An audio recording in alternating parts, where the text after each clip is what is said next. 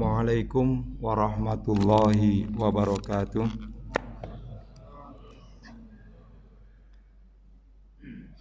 Alhamdulillah rabbil alamin wa bihi nasta'in wa ala umurid dunya waddin. Wassalatu wassalamu ala asyrafil anbiya'i wal mursalin wa ala alihi wa sahbihi ajma'in.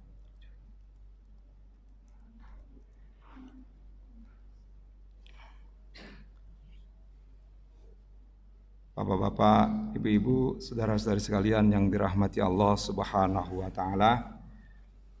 Baiklah, pada kesempatan kali ini kebetulan giliran saya. Jadi ini saya mempersiapkan pakai laptop nih supaya biar kelihatan keren aja. Kalau nggak pakai laptop nggak keren gitu. Jadi ngikutin yang lainnya gitu. Ya.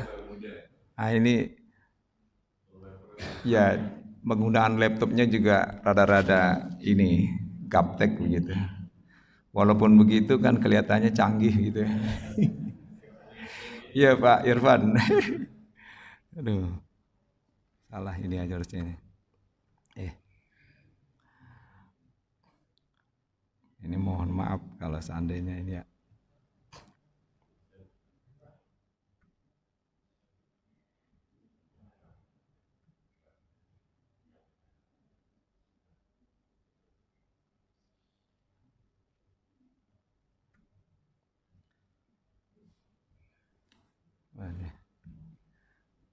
Baik. Udah salam belum tadi ya? Oh udah ya. 2 kali salam ya. Bapak-bapak, ibu-ibu, saudara-saudara kalian yang dirahmati Allah Subhanahu wa taala. Kali ini kita akan membahas tentang sunah-sunah dalam sholat menurut mazhab Asy-Syafi'i. Tapi saya sebutkan juga menurut mazhab-mazhab yang lainnya. Ya, tentunya ini hanya sebagai ya buat pengalaman bagi kita atau pendalaman juga untuk supaya kita mengetahui gitu. Barangkali ada gerakan-gerakan yang kadang dari dulu kita tidak tahu bahwa itu adalah gerakan misalnya punya milik misalnya atau yang dicetuskan oleh mazhab yang lainnya gitu. Nah, sunah-sunah dalam sholat menurut mazhab Asy-Syafi'i, karena mengapa saya sampaikan yang Asy-Syafi'i dulu? Ya, karena mayoritas di Indonesia itu menggunakan atau merujuk kepada ulama-ulama Asy-Syafi'i.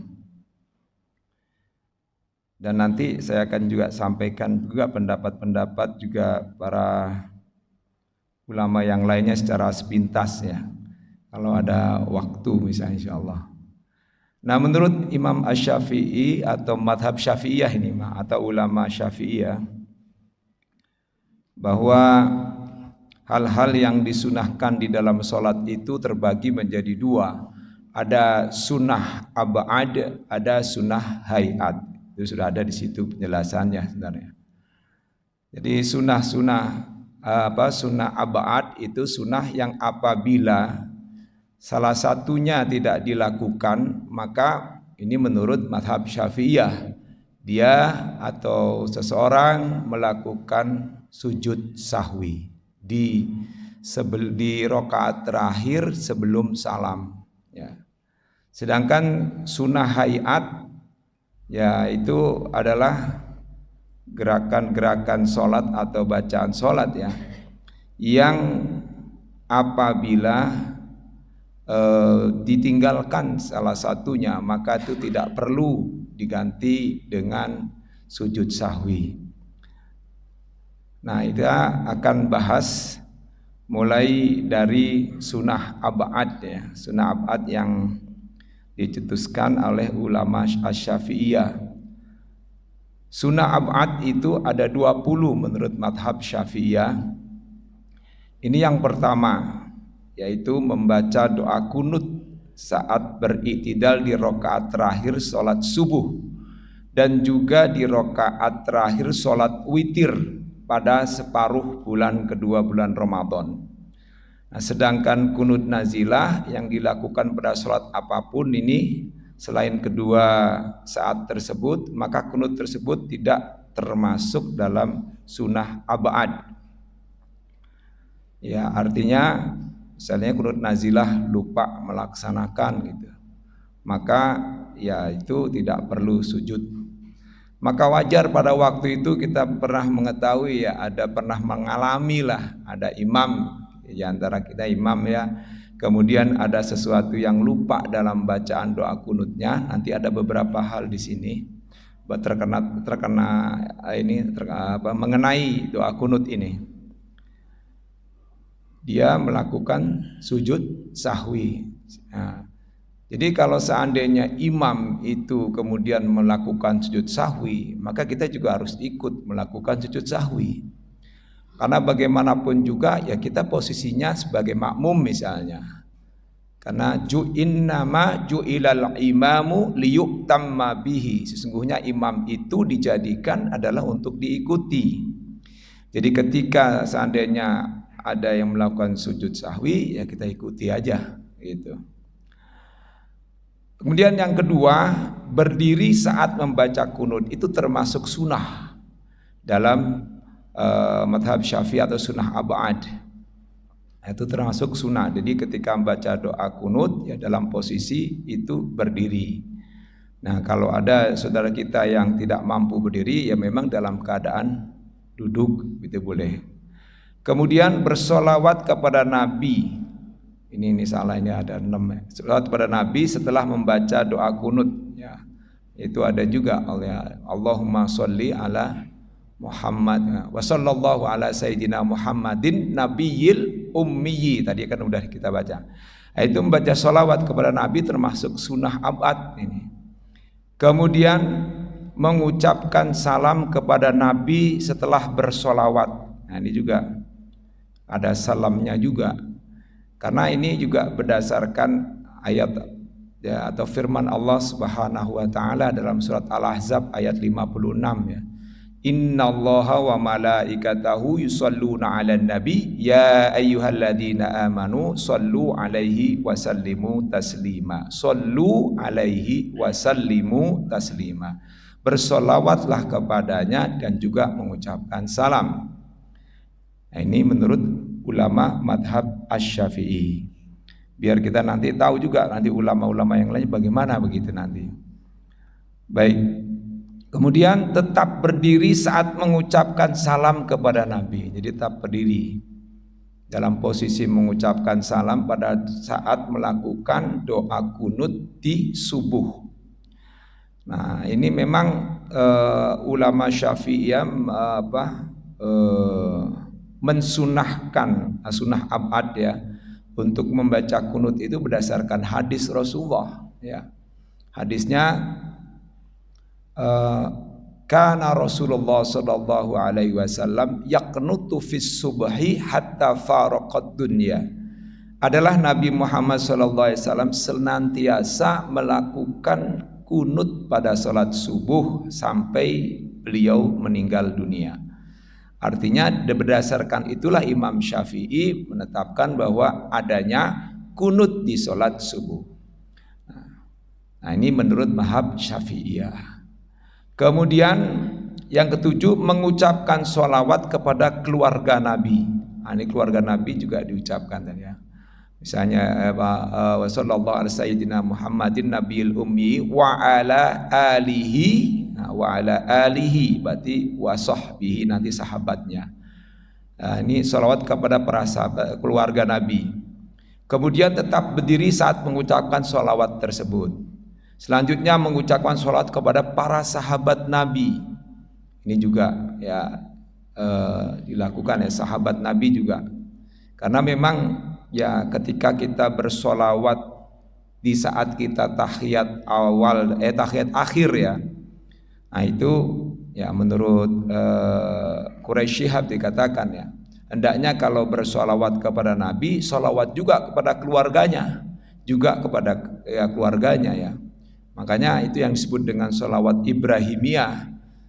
Itu solawat yang disandingkan dengan kakek moyangnya Nabi Muhammad SAW, itu pun juga menyebutkan keluarganya, wa ali Muhammad gitu ya, wa ali Muhammad atau wa ali Sayyidina Muhammad, kepada keluarga Nabi. Ini pun juga disunah abadkan. Selanjutnya tetap berdiri saat mengucapkannya, yaitu tadi ya.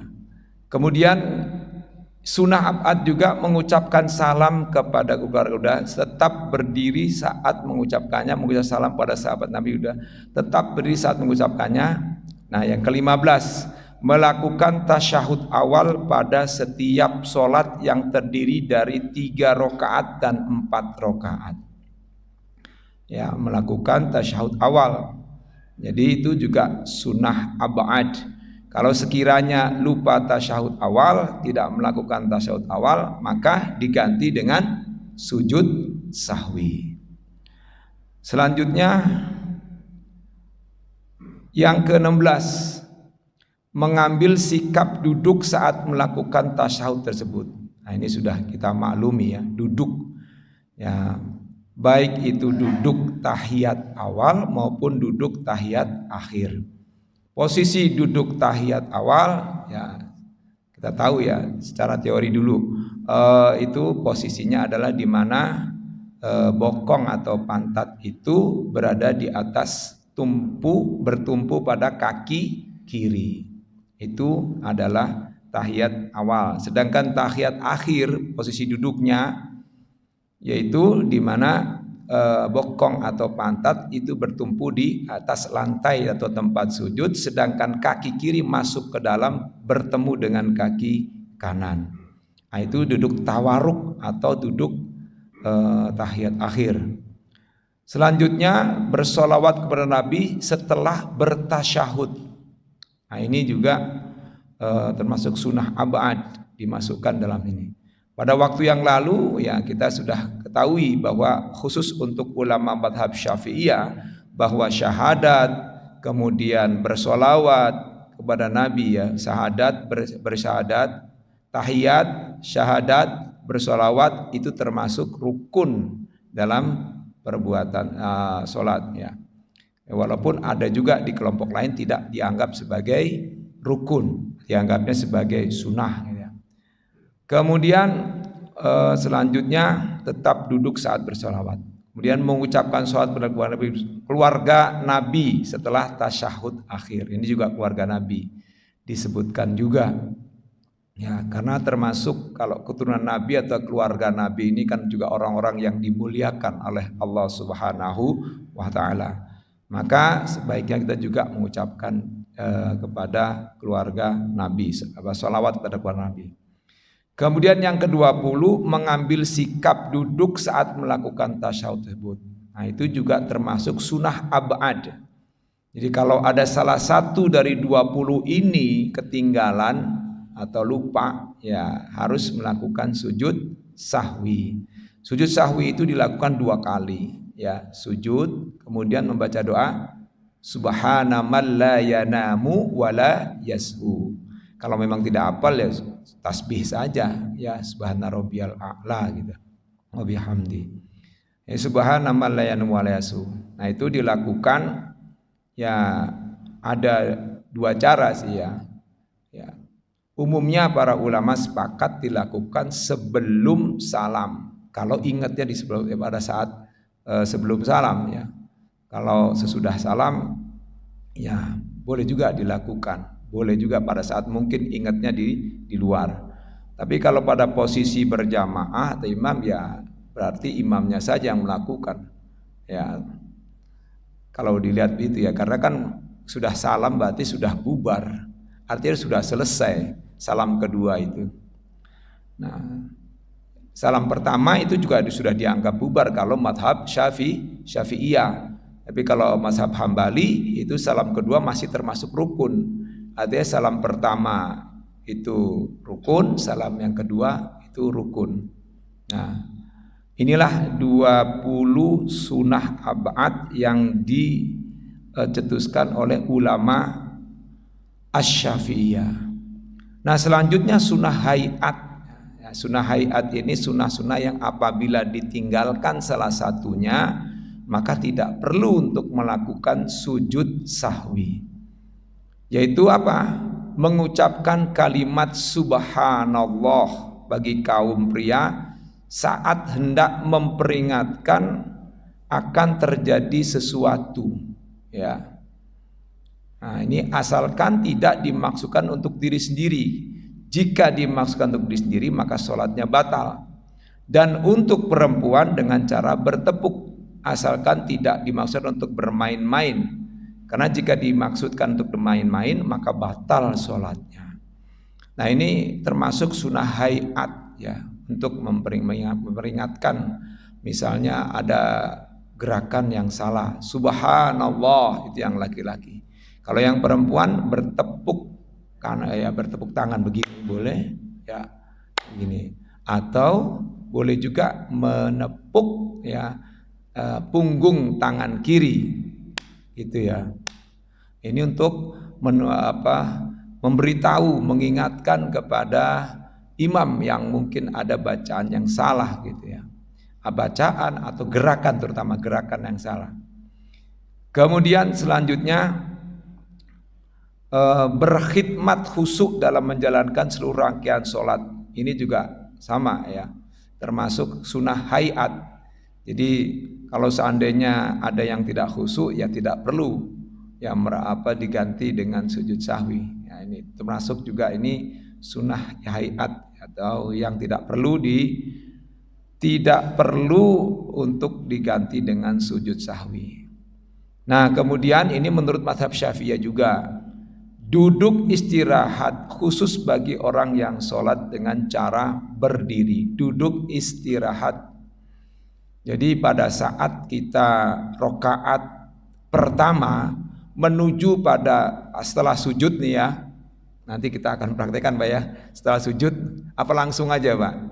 Ya, coba mungkin Pak Haji Atma ini, ya, ini kan sudah pengalaman untuk memberikan contoh. Misalnya dari saat sujud Pak, sujud dulu, nah kemudian bangun dari sujud menuju rokaat kedua, itu ada sujud, ada duduk istirahat. Nah, ini duduk istirahat. Nah, duduk istirahat ini disebutkan di dalam penjelasan ini bahwa itu dilakukan sama juga dengan pada saat duduk di antara dua sujud, ya. Bahkan ada dari ulama-ulama Syafi'iyah yang mengatakan sujud istirahat itu lebih lama gitu daripada sujud. Ini karena ya, ini contoh tadi itu. Ya, pada saat menuju pada rakaat kedua atau menuju pada rakaat ketiga dan keempat, ya. Keempat, ya, kalau keempat itu termasuk sunnah hayat.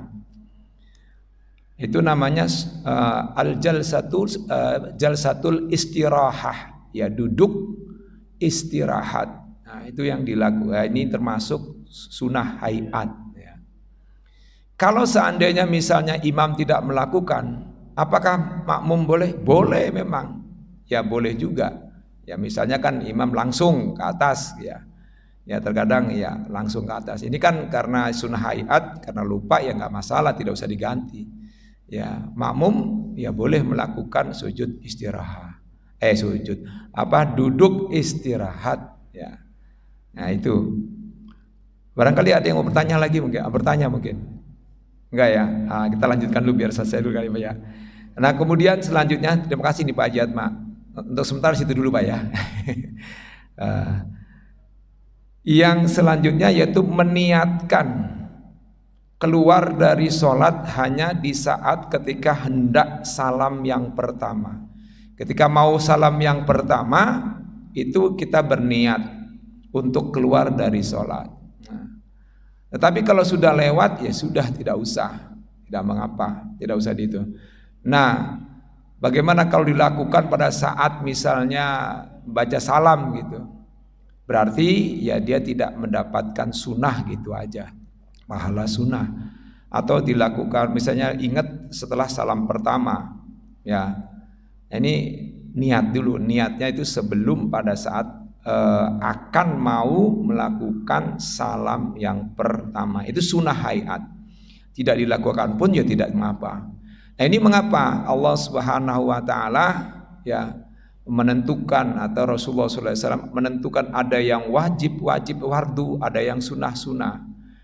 Ini juga dalam rangka untuk memberikan satu kemudahan bagi umatnya, supaya umatnya itu bisa memilih gitu. Silakan mau milih yang mana begitu.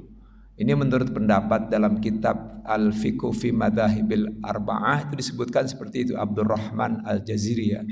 Itu disebutkan seperti itu, bahwa mengapa di dalam perbuatan ibadah itu ada yang wajib, ada yang rukun, ada juga yang sunnah. Ini memudahkan umat atau umat Islam untuk bisa memilih. Karena ya berdasarkan firman Allah Subhanahu wa taala, yuridullahu bikumul yusra wala yuridu bikumul usra. Allah menghendaki kalian itu kemudahan, dan Allah tidak menghendaki kesulitan. Sudah diberi pilihan, nah, kok tidak sholat gitu? Aduh, nauzubillah min dzalik gitu ya. Sudah diberi pilihan gitu ya. Kenapa kok tidak melakukannya atau tidak menegakkan sholat? Ini sangat disayangkan ya. Di antara umat kita mungkin ada ya, tapi enggak semuanya. Ya. Baik, kemudian selanjutnya meletakkan telapak kanan di atas punggung telapak tangan kiri saat bersedekap ya. Dan tangan kanan juga disunahkan memeluk pergelangan tangan kiri hingga sedikit ke atas. Nah, coba silakan Pak Haji. Ini prakteknya. Nah, sambil ini tangan kanan ini ya memegang pergelangan ini. Ini pun cara ini pun bersedekap ada berbagai macam ya. Ini cuma ini kan ulama mazhab Syafi'iyah. Ada juga yang cuma bertumpu begini aja. Ada ya begini. Ya. Ini begini ya, begini. Nah, ini disebutkan di situ seperti ini. Jadi terus agak ke atas sedikit.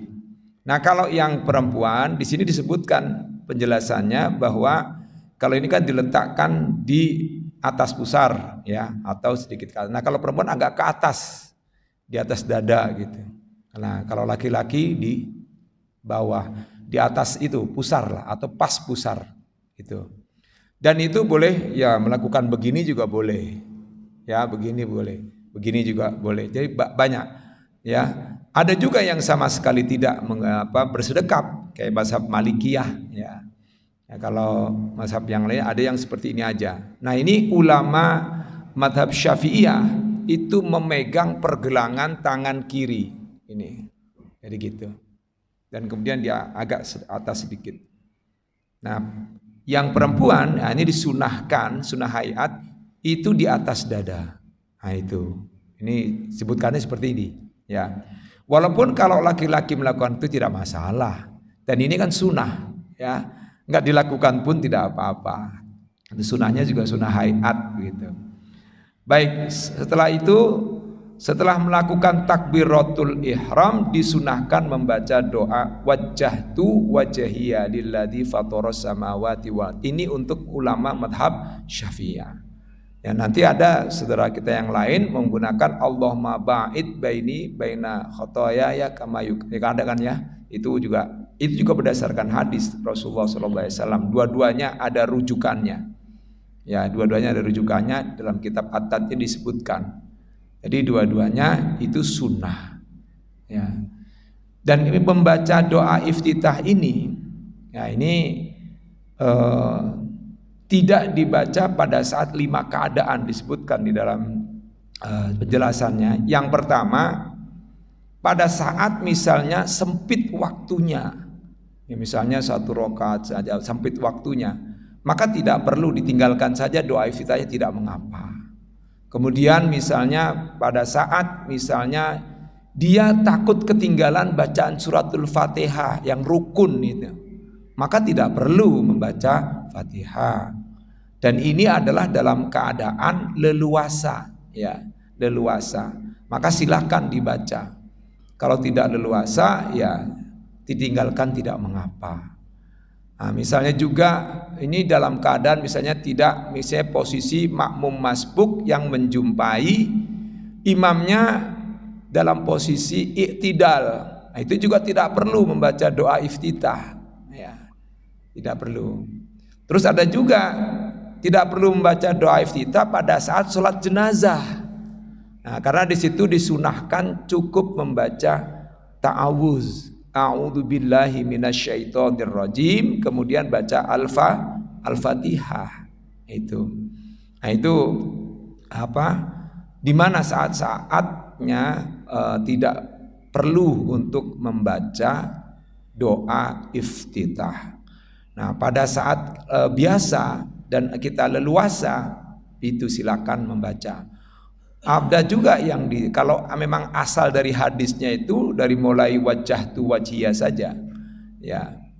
Kalau yang lain itu ada tambahan Allahu Akbar kabira walhamdulillahi katsira wa subhanallahi bukratan wa asila, itu tambahan. Nah, itu ada juga dalam riwayat yang lainnya, tapi ya ada juga gitu. Bacaan-bacaan doa iftitah itu banyak disebutkan di sini ada. Nanti kita akan buka lah insyaallah nanti. Ya, diantaranya tadi yang oleh saudara-saudara kita yang Allahumma ba'id baini khotaya kama yukana, ya. Allahumma ba'id baina khotaya kama ba'atta. Ya, itu juga disebutkan. Cuman saya tidak terbiasa baca itu. Ya, tidak biasa. Saya bacanya cuma wajjahtu wajhiyah lilladzi fataras samawati wal ard. Dan itu hukumnya sunnah, ya. Dan dua-duanya berdasarkan hadis Rasulullah Shallallahu Alaihi Wasallam. Sunnah berikutnya hayat yaitu beristi'adzah, a'udzu billahi minasyaitonir rajim, berdasarkan firman Allah, fa idza qara'tal qur'ana fasta'id billahi minasyaitonir rajim. Apabila kamu hendak membaca Al-Qur'an, bacalah isti'adzah, berlindunglah kepada Allah dari godaan syaitan yang terkutuk. Ini sunnah hayat, jadi tidak wajib, sunnah saja. Nah, ini walaupun itu perintah Allah, ya, perintah Allah dalam Al-Quran, ya, firman Allah. Nah, ini ulama, inilah perlunya ada ilmu lain selain ilmu fikih ibadah, yaitu ilmu usul fikih, ya, bagaimana cara untuk menetapkan suatu hukum. Nah, kadang semua perintah memang kalau ada suatu kaedah, ya, dalam usul fikih, al aslu fil amri lil wujubi illa ma dallat dalilu ala khilafihi. Pokok asal sebuah perintah baik yang ada dalam Al-Quran maupun dalam hadis itu pada asalnya adalah wajib. Nah, kemudian dia bisa menjadi mubah, bisa menjadi sunnah, itu ketika mungkin disandarkan dengan sunnah Rasulullah atau dengan ijma atau qiyas.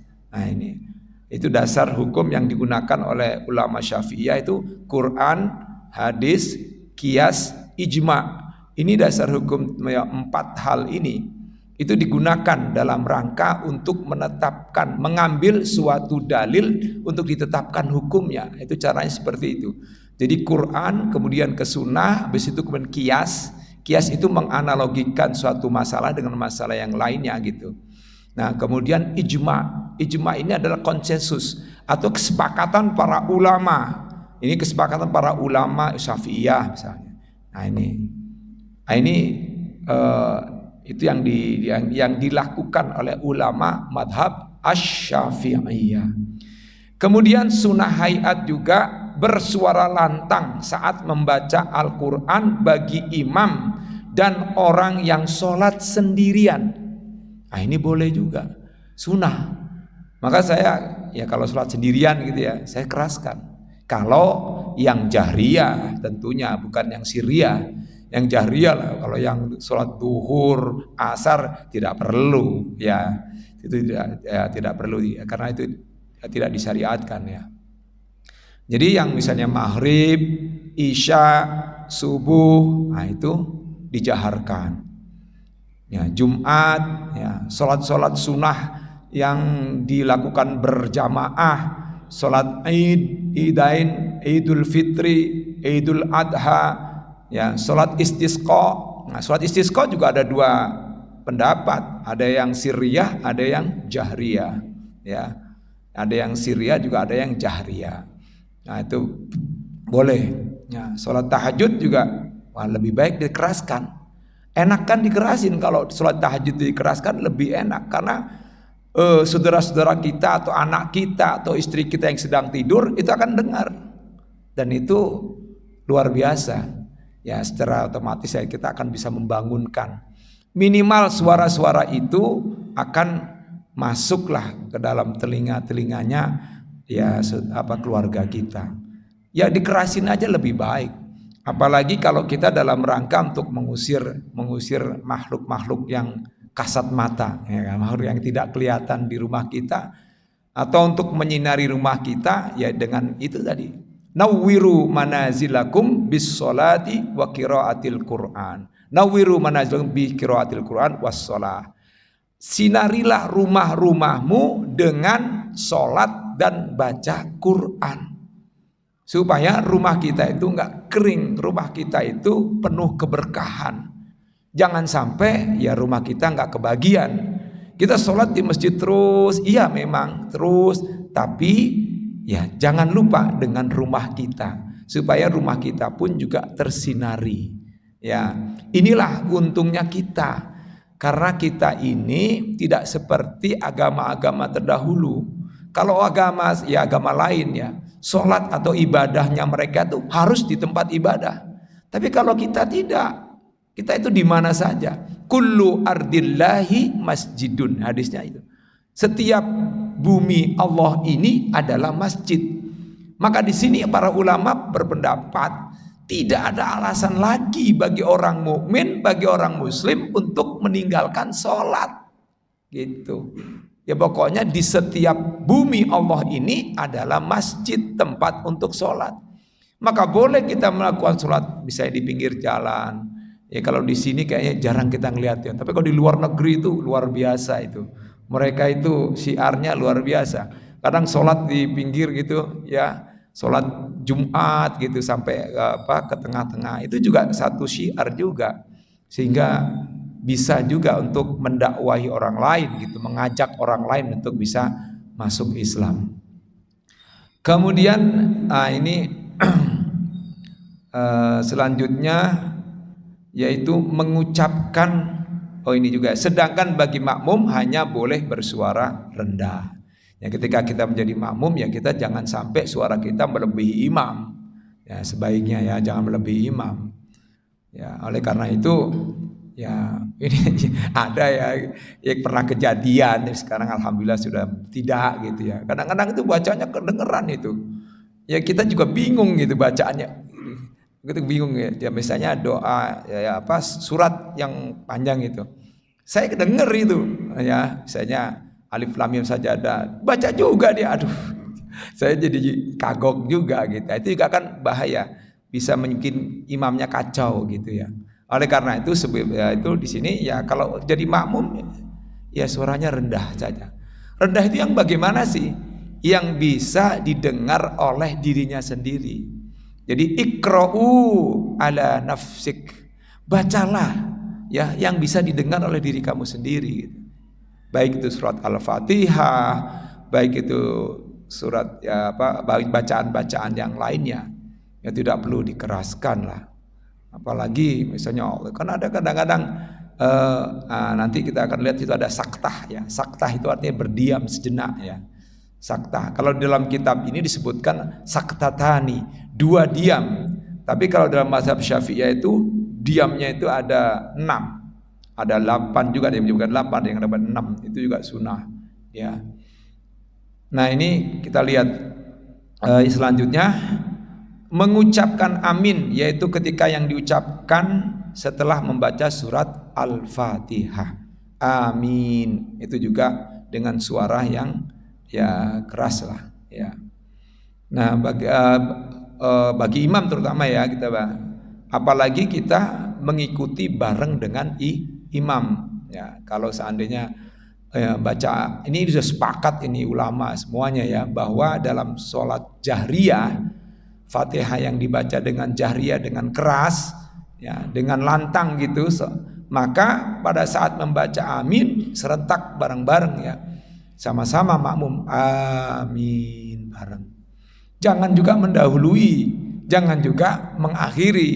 Jadi bareng ya, berbarengan dengan bacaan imam gitu. Maka sesungguhnya dia akan berbarengan juga dengan bacaan para malaikat di atas sana. Baik, itu bacaan amin ya. Lalu kalau dengan bacaan pada saat sirriyah bagaimana?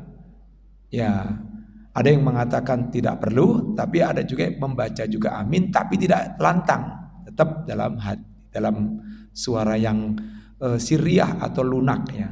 Amin gitu. Itu juga di sini disunahkan ya, sunah hayat. Selanjutnya membaca surat yang lain selain surat Al-Fatihah meskipun tidak lengkap satu surat, jadi boleh juga dibaca setengah. Tapi di sini disebutkan di dalam buku kitab ini sebaiknya lengkap satu surat ya, sebaiknya itu lebih afdol, lengkap satu surat habis gitu langsung ya. Misalnya kalau tadi saya baca surat Fajar gitu ya, sampai habis. Nah, dan itu juga dianjurkan juga, disunahkan itu di rakaat pertama bacaannya lebih lama, lebih panjang. Mengapa? Barangkali ada saudara-saudara kita yang agak telat habis dari belakang, maka dia akan sempat mendapatkan berjamaah dengan kita. Tadi saya lihat alhamdulillah ya, karena dengan bacaannya agak panjang Fajar itu sampai terakhir. Ada juga yang saya juga dengar juga, buka pintu seret, ini baru datang, seret itu baru datang. Nah itu artinya kita memberikan kesempatan juga dengan saudara-saudara kita untuk dia bisa berjamaah dengan kita. Apalagi ini sholat fajar atau sholat subuh yang nilainya sangat luar biasa. Kalau bisa di rakaat pertama, dan itu disunahkan juga di sini, itu lebih panjang bacaannya. Baru nanti yang kedua ya yang pendek. Maka saya bacakan surat Al-Qadar ya. Karena mengapa? Karena ini terkait dengan surat subuh ya, saya awali dengan sumpahnya Allah dengan surat Fajar, wal fajri walayalin asyar. Kemudian di rakaat kedua saya baca surat Al-Qadar, diakhiri dengan Fajar juga, hatta matla'il fajar. Artinya menyesuaikan aja sesungguhnya. Ya, itu bukan sunnah juga, bukan. Ya, karena ingin menyesuaikan dari sesuai dengan waktu subuh itu sendiri. Nah, kemudian selanjutnya sunahin ini baru yang Syafi'iyah, Pak.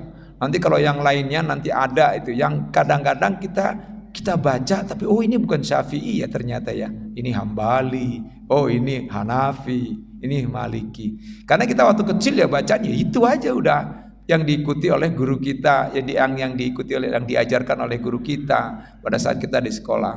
Nah, setelah kita dewasa, ya minimal kita tahulah ini dari kelompok mana, itu dari mazhab mana. Dan itu ya terserah. Ini juga sebenarnya pilihan juga.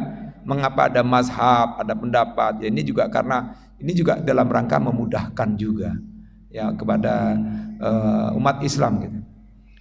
Selanjutnya hendaknya bagi seorang imam untuk berdiam sejenak setelah membaca surat Al-Fatihah dan tidak bersegera membaca surat yang lain ketika memimpin sholat yang lantang, agar makmum yang sholat di belakangnya memiliki waktu cukup untuk membaca surat Al-Fatihah. Ini bagi mazhab Syafi'iyah ya. Kalau sekiranya memang ya, karena kan berdasarkan hadis Rasulullah disebutkan la sholata liman lam yaqra bi fatihatil kitab. Tidak sah sholat seseorang kalau dia tidak membaca, bukan mendengar ya, membaca surat Al-Fatihah gitu. Makalah mazhab Syafi'iyah berpedoman bahwa semuanya membaca, baik itu imam maupun makmum. Ini mazhab Syafi'iyah. Tapi kalau yang lainnya, ketika kita sudah mendengar bacaan yang dibaca oleh imam, maka cukup kita tidak perlu membaca surat Fatihah lagi. Karena berdasarkan surat Al-A'raf ayat 204. Wa idza quri'al Qur'anu fastami'u lahu wa ansitu la'allakum turhamun. Apabila dibacakan Al-Qur'an, maka dengarkanlah dengan seksama dan perhatikanlah, ya.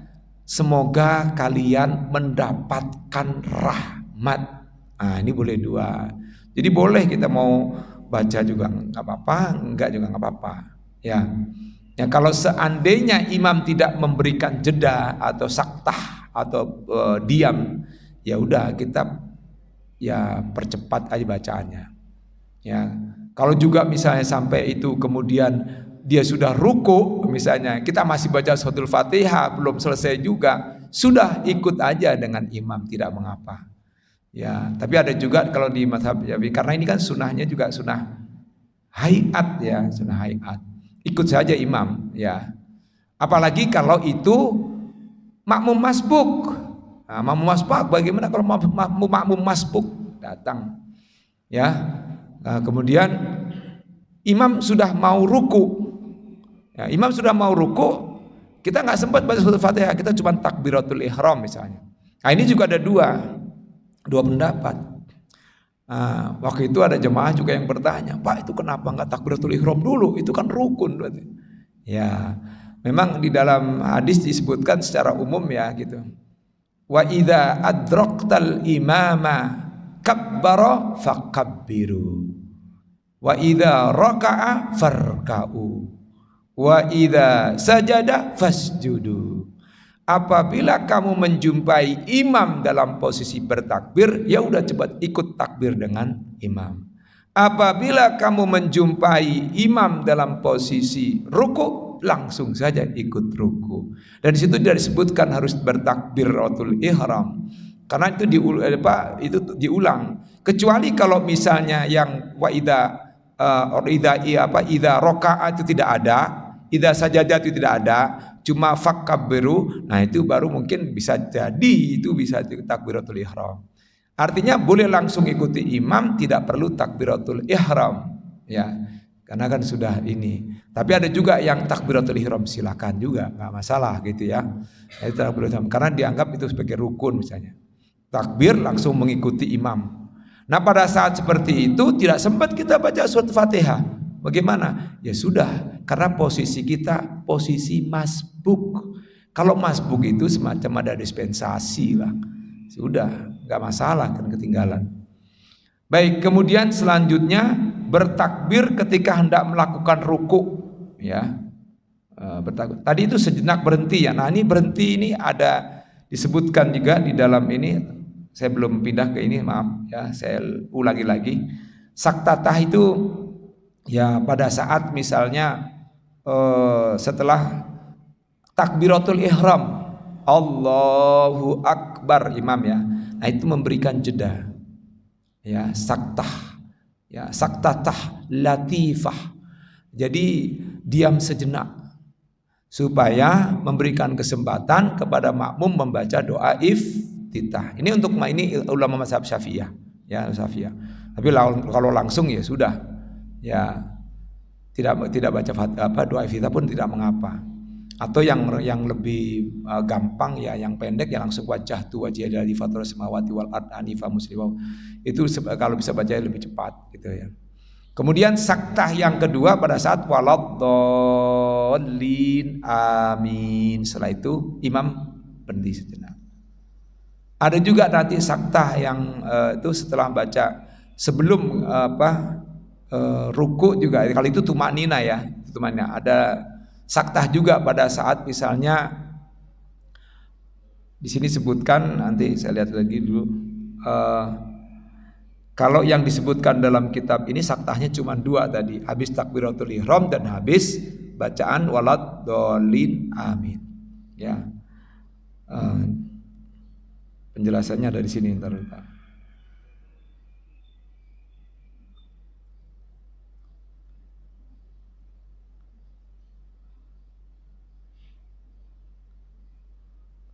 Baik, kita lanjutkan dari yang lainnya. Baik, selanjutnya Bertakbir ketika hendak melakukan ruku dan jangka waktu bertakbir tersebut disunahkan hingga posisi pelaksanaan salat itu setelah meruku dengan sempurna. Bertakbir ini termasuk takbiratul intiqal, ya, takbiratul intiqal. Nah, ini juga ya bertakbir. Takbiratul intiqal itu takbir perpindahan rukun salat. Jadi takbirnya kita pun itu sunnah. Kemudian juga setelah ruku itu juga bertasmi'. Nanti kita akan dapatkan di sini. Ini masih sunnahnya. Bertasmi', yakni mengucapkan sami Allahu liman hamidah ketika hendak berangkat kepala pada posisi ruku, baik sebagai imam, makmum ataupun sholat seorang sendiri. Nah, cuma ada saudara kita yang tidak mengucapkan sami Allahu liman hamidah. Cukup dengan Rabbana walakal hamdu. Ya, tidak mengucap sami Allah. Tapi untuk madhab Syafi'iyah disunahkan sami Allahu liman hamidah. Ini disebutkan baik sebagai imam, makmum atau dalam keadaan sholat sendiri. Kemudian sunnah yang lainnya, maaf udah dibuka nih, membaca Rabbana walakal hamdu. Rabbana walakal hamdu saja, ya. Saat berdiri tegak di i'tidal, baik imam, makmum atau sholat seorang diri, itu sunnah. Ya, sedangkan tambahan Rabbana lakal hamdu mil'us samawati wa mil'ul ardi wa mil'u ma syi'ta min syai'in ba'du, itu tambahan untuk mazhab Hambali, ada disebutkan. Sunnah dia mazhab Hambali. Ya. Tapi Rabbana walakal hamdu itu yang paling sedikit lah, paling minimal itu Rabbana lakal hamdu. Boleh Rabbana lakal hamdu, boleh Rabbana walakal hamdu. Ya. Ya, wahai Tuhanku, bagimulah segala puji. Wahai Tuhan kami, dan bagimulah segala puji. Selanjutnya kemudian bertasbih ketika setelah ruku sempurna, yaitu membaca subhana rabbiyal azimi wa bihamdi. Nah, ini hukumnya. Nah, ini menurut bagi mazhab Syafi'i bacaan ini hukumnya sunnah muakkadah, sangat ditekankan. Bahkan di antara mereka ada yang berpendapat barang siapa yang tidak membaca ini secara terus menerus gak baca, disebutkan syahadatnya gugur. Waduh, gawat juga kalau syahadatnya gugur. Ini mazhab Syafi'iyah, ada yang berpendapat seperti itu. Nah, oleh karena itu, minimal dibaca 1 kali subhana rabbiyal azimi wa bihamdi. Bagaimana Pak dengan orang bisu? Nah, orang bisu mah itu sudah pengecualian atau ma'fu alaih, dimaafkan. Ya, bagaimana dengan orang misalnya mohon maaf ya ada yang kena stroke gitu. Ya kan susah untuk baca secara sempurna. Ya, cukup mungkin di dalam hatinya dengan isyarat dan sebagainya. Kita tidak bisa ini, dan itu sangat dimaklumi ya di ulama-ulama itu juga memaklumkannya. Untuk itu sudah pengecualian, jadi tidak harus dipaksakan ya sempurna untuk membaca tasbih ini. Kemudian hendaknya bagi seorang imam berdiam sejenak setelah membaca surat Fatihah tadi ya.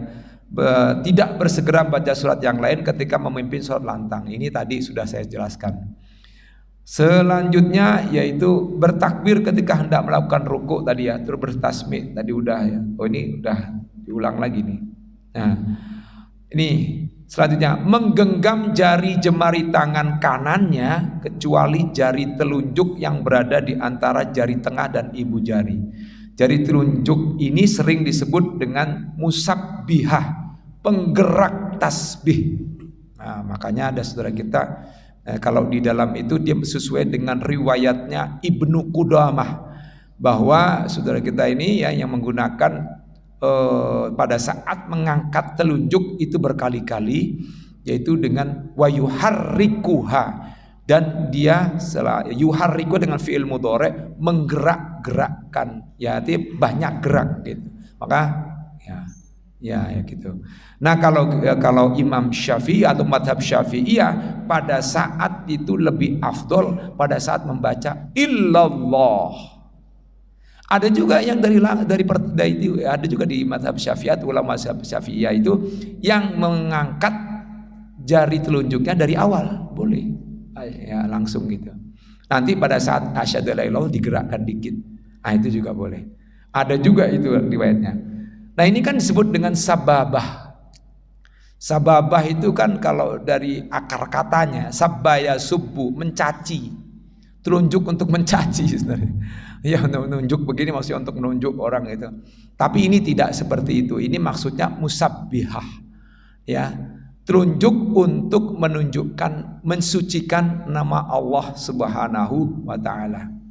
Nah, memang kan kalau kita menunjuk orang kan seperti seolah-olah kan orang itu juga akan kamu kayak menggertak dan sebagainya. Kan kalau pakai kelingking kan lucu kan. Kamu, awas. Ini kan. Atau misalnya, kamu, ini baik banget ini. Kamu duduk, bisa begini baik banget ini. Kalau ini kan orang Sunda, silakan Pak. Beda kan ini, makanya isyarat ini penting juga. Mengapa Nabi juga menggunakan isyarat juga dalam sholat itu kadang-kadang isyarat, tidak perlu bicara ini. Kemudian pada setiap posisi duduk, pelaksana sholat hendaknya duduk dengan cara beriftirosh. Ya, ada duduk iftirosnya, yaitu duduk di atas mata kaki pada kiri dengan punggung kaki menghadap ke tanah. Lalu kaki kanannya berdiri tegak dengan ujung jemarinya menghadap arah kiblat. Ya. Nah, selanjutnya salam yang kedua, ini sunnah hayat. Jadi kalau kita sudah batal setelah salam pertama, sudah kita tidak perlu mengulang sholat kita. Tapi kalau mazhab Hambali, salam pertama kita batal, kita harus mengulang sholat lagi, karena dia rukun menurut mereka. Jadi kedua salam ini rukun. Nah, nanti ada juga, ini salamnya doang ini ya. Bagaimana dengan menengoknya? Nah, ini menengok nih di ulama lain, mazhab Hambali itu dianggap sunnah. Menengoknya itu sunnah. Kanan kiri kan itu sunnah. Ya. Nah, di sini tidak disebutkan. Saya kira untuk sementara seperti itu. Barangkali kalau ada yang bertanya silakan. Kalau seandainya tidak juga tidak mengapa. Silakan.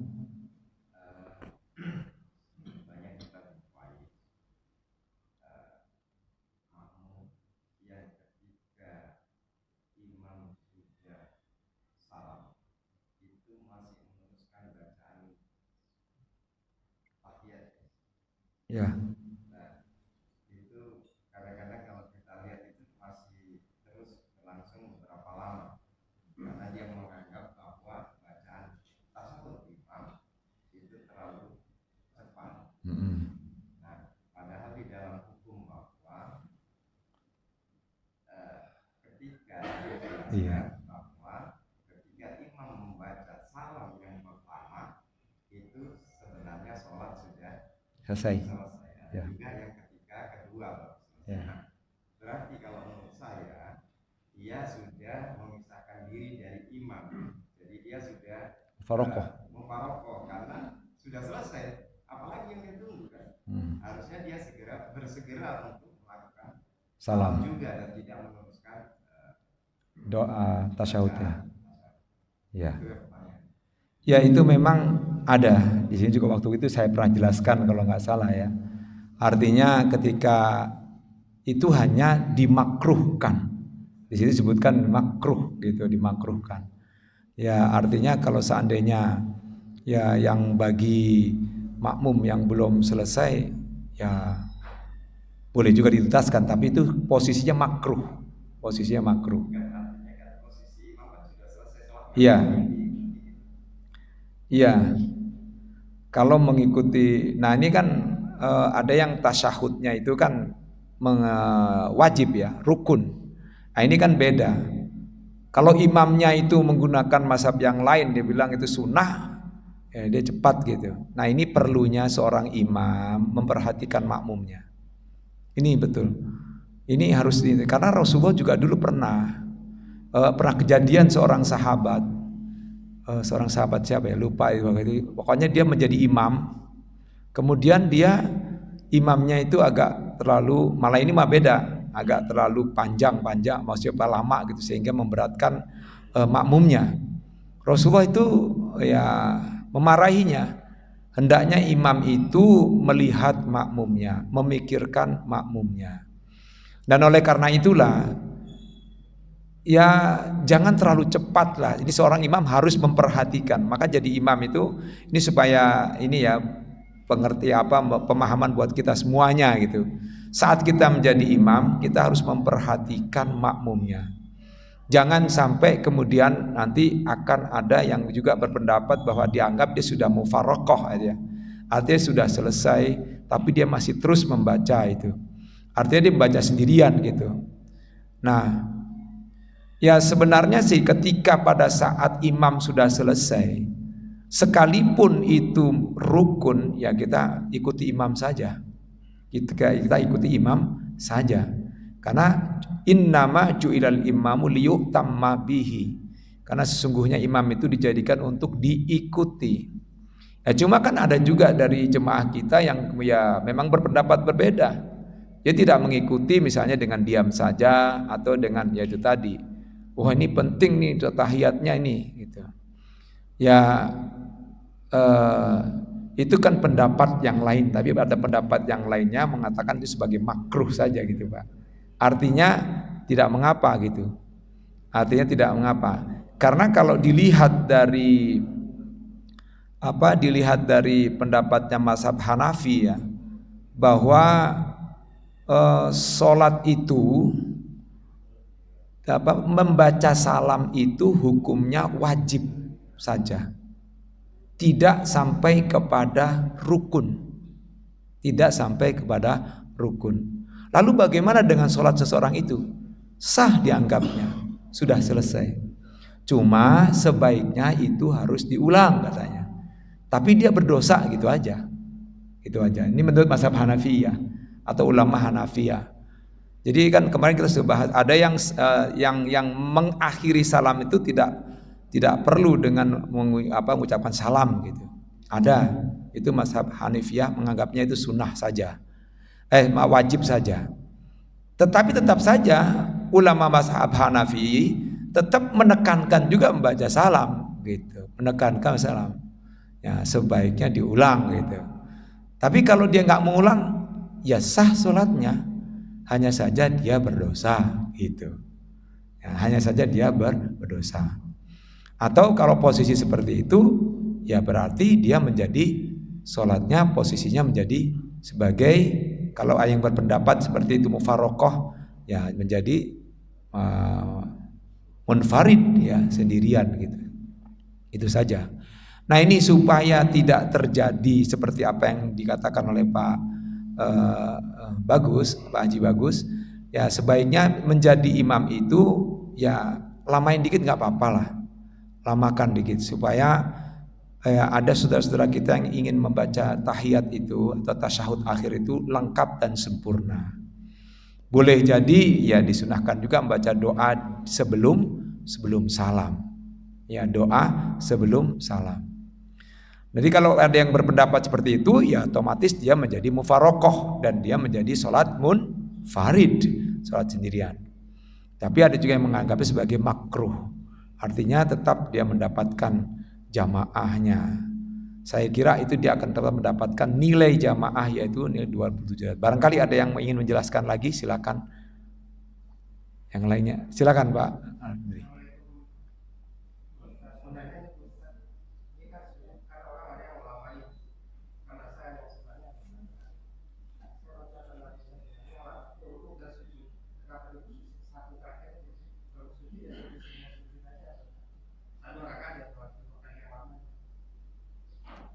Sujudnya.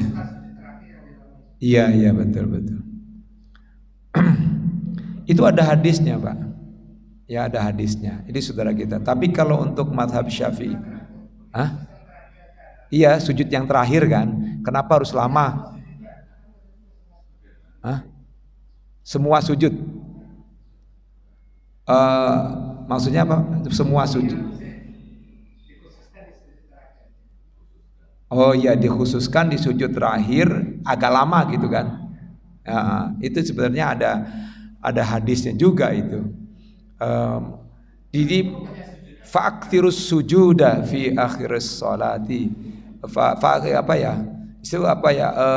Itu adalah tempat yang paling dekat dengan seorang hamba dengan Allah Subhanahu wa taala.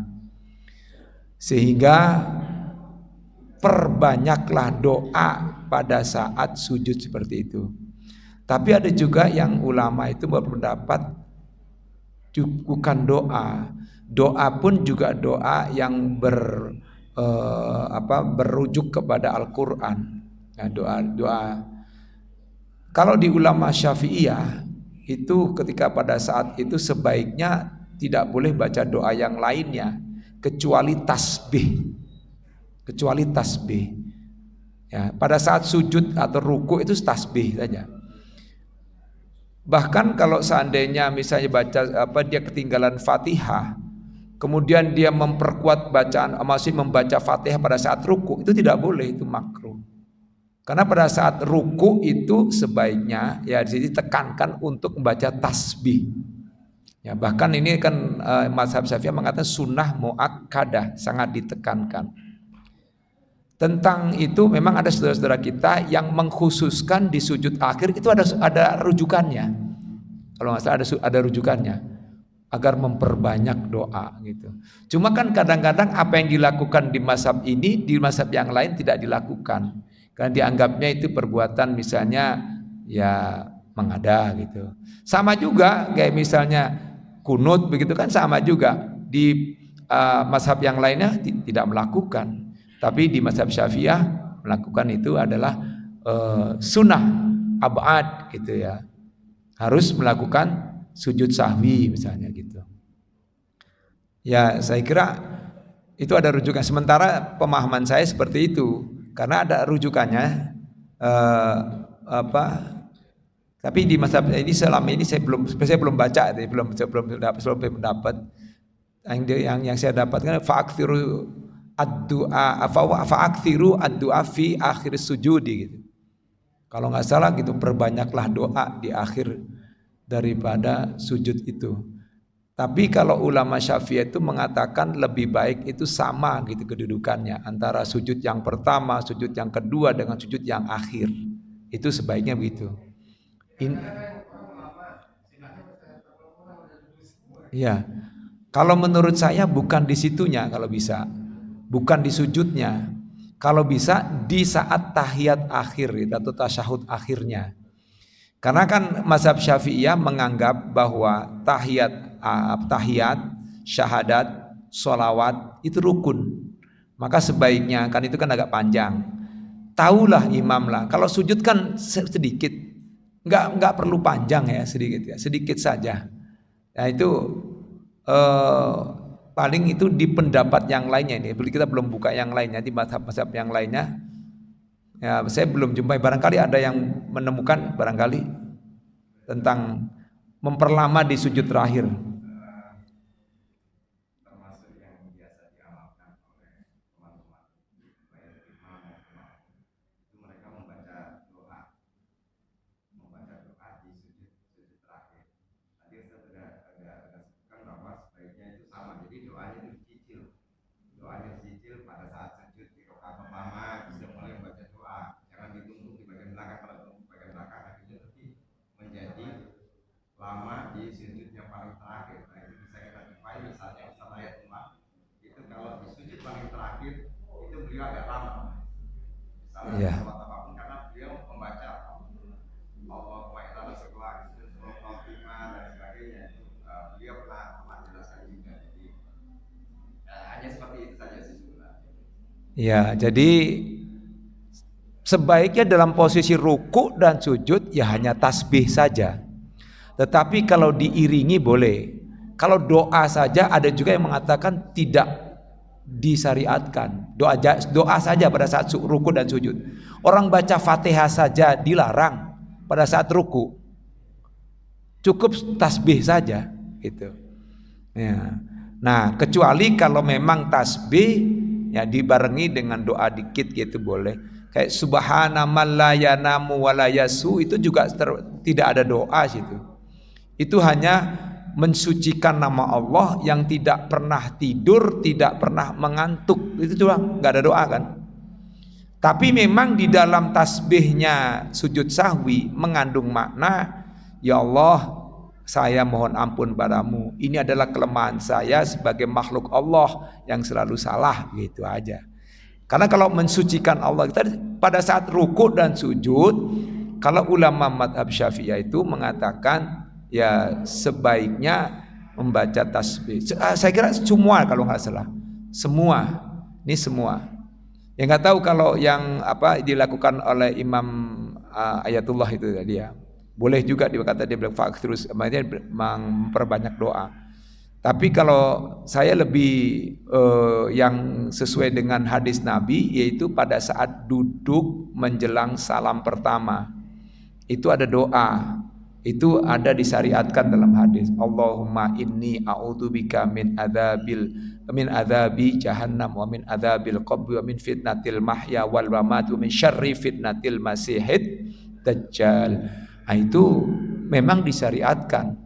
Ya, beberapa madhab itu mengatakan ya disilahkan untuk berdoa. Cuma di madhab Syafi'i sebutkan juga kalau seandainya ada beberapa kemarin itu sudah saya sebutkan, kalau seandainya imam sudah mengucapkan salam, nah berhenti saja, jangan kemudian melewati karena itu dianggap makruh, katanya makruh. Kalau nyebutnya makruh saja. Ya, saya kira itu kali ya yang bisa saya sampaikan. Mudah-mudahan bermanfaat terutama bagi saya sendiri dan umumnya bagi bapak-bapak dan ibu-ibu sekalian. Wabillahi taufiq wal hidayah wal afu minkum wassalamualaikum warahmatullahi wabarakatuh. Insyaallah dalam pertemuan lain-lain kita akan sebutkan mazhab-mazhab yang lainnya.